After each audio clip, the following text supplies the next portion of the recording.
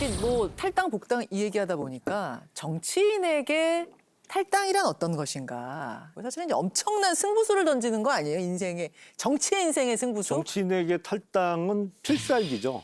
필살. 필살기를 두는 거죠. 그야말로. 예. 근데 탈당을 했다가 성공한 가장 최근의 애가 지금 국민의힘의 핵심부에 들어가 있는 분들이 다 사실은 탈당을 했다가 복당한 그러네요. 인물들이에요. 장제원 의원, 권성동 의원 다 그러시네요, 진짜. 주호영 원내대표 뭐 맞네요. 다 탈당파입니다. 그리고 또 유명한 예도 있죠. 김종인 전 비대위원장 같은 경우에는 네. 당을 옮겨 다니면서 비례대표로만 5선을 했고 예. 비대위원장도 양당을 다 하셨고 정의당 빼고는 다 비대위원장 아니었어요.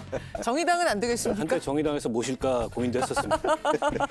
대표적으로 탈당을 많이 하고 당적을 많이 바꾸면서도 장수하셨던 분이 이른바 이제 피닉제로 불리는 이인재 전 장관이시죠. 무려 당적을 13번 바꿨는데 그 13번 바꾸는 와중에 6선을 하셨어요. 스코어가 괜찮은 거죠. 그러네요. 망한 경우는 또 뭐 어떤? 아니 탈당해가지고 재미를 못 본 대표적인 분이 저는 안철수 의원인 것 같아요. 안철수 의원. 그분도 이제 여러 번 당을 만들었다가 또 당적을 바꿨다 했는데 그렇죠. 안철수 의원의 정치적 내리막은 거기서 시작이 된 것 같아요. 국민의당을 통해서 호남 의석을 석권하면서 일시적인 성공은 했는데 그건 일시적인 성공이었을 뿐이고 나중에 가면은 주변에 의원 한 3명 남나요? 뭐 권은희 뭐 이렇게 해서 몇 분밖에 안 이태규. 남잖아요. 결국 지난 대선에 말이 좋아 단일화지 그 대선을 완주하기 어려운 상황이었습니다. 안철수 대표가. 거대 여당에 들어가서 당대표가 될 수 있을지 지켜보겠습니다. 지금까지는 탈당한 이후에 이 정치적인 행로는 계속 내리막이 아니었나. 그 전에 보면은 이제 이 정치 10년 만에 안철수 대표 같은 경우, 의원 네. 같은 경우는 입창당과 탈당을 반복하잖아요. 그렇죠. 그러면서 이게 지금 상당히 어려운 처지에 놓여 있는데 물론 지금 상황을 어렵다고 볼 건지 국민의힘에 당대표 또 지금 나가셨는데요, 지금. 안착해 있으니까. 근데 국민의힘의 안철수 의원이 당대표가 될 거라고 생각하는 사람은 제가 알기로는 많지 않거든요.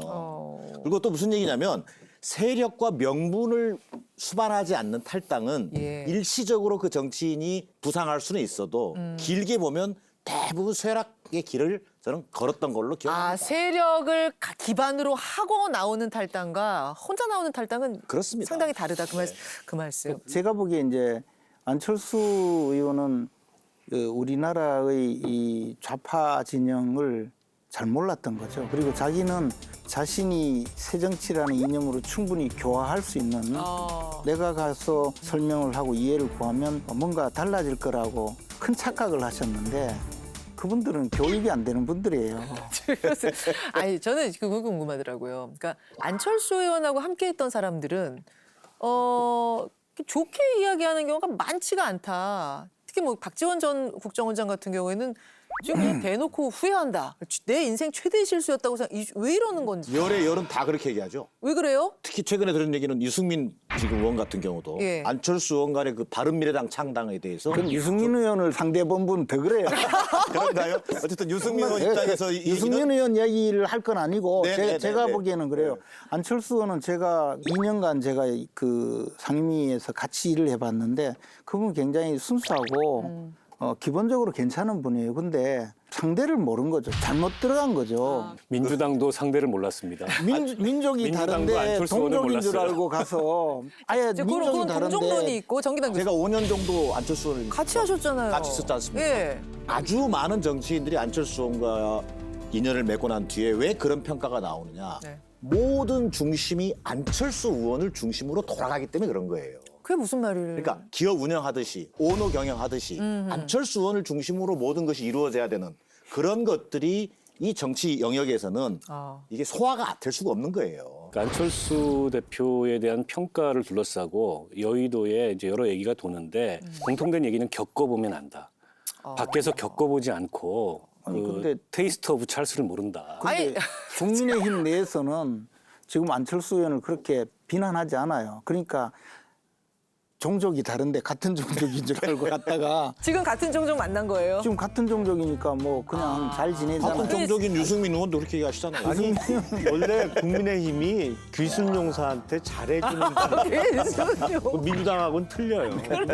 민주당은 등골만 빼먹는 정당이거든요. 근데 안철수를 내세워가지고 공동대표까지 내세워서 총선에 내세우고 또 국민의당으로 해서 또 안철수를 내세워서 호남 민심을 또 빼먹었죠.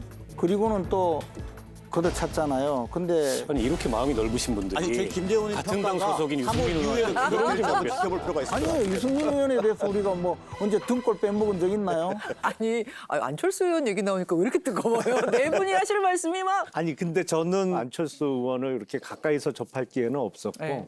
이번 지방선거 때 제가 출마했을 때 안철수 의원이 이제 선거 후반에 지원 유세를 수원에 두세 번 오셨어요. 예. 근데 제가 다른 정치인하고는 좀 다른 점을 발견한 게 잘 모르는 사이면 와서 조금 추상적인 얘기합니다. 일 잘할 것 같죠? 뭐 잘생겼죠?